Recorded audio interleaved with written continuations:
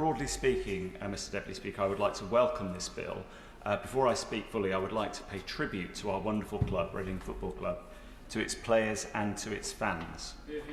Reading's men's and women's teams were both relegated last year, and as has been referred to earlier, that is through no fault of their own.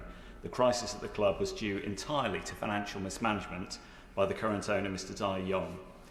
Despite being relegated, and with the risk of further relegation or worse hanging over them, players and fans have battled through and we hope, have sustained the future of the club. Thankfully, Mr Yong now appears to be selling the club, and we hope that a brighter future lies ahead.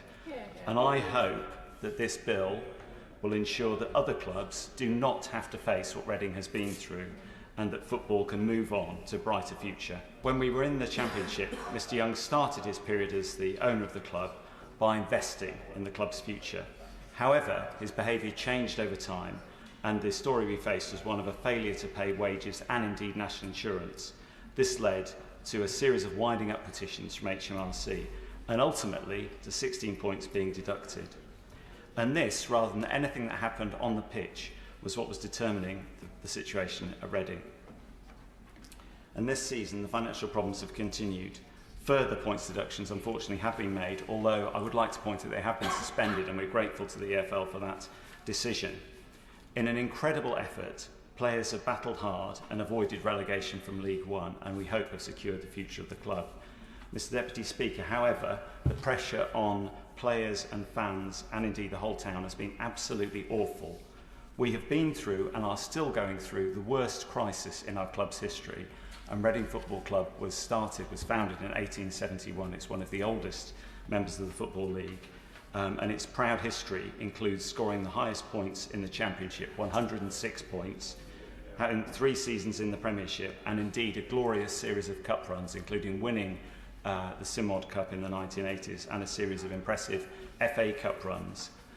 During this period of great difficulty, emotions have run very high.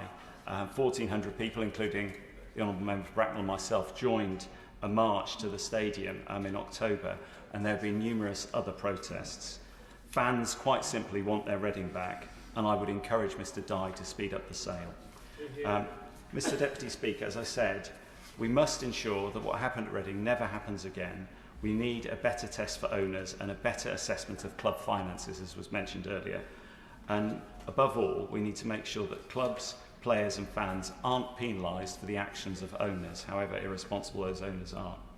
So I do have some questions for the Minister and Secretary of State. So while I welcome the bill, I would like to ask for far more detail, and I hope we'll explore this in the committee stage, on a number of key areas, in particular on the tests for owners and directors, on the assessment of financial resilience, on the oversight of financial plans, and on the protection of grounds, which is another potential problem which may face us, and indeed on training grounds. There's been an issue in our case where the sale might separate the training ground from the ground, which has caused a great deal of concern, and hopefully now it's being resolved.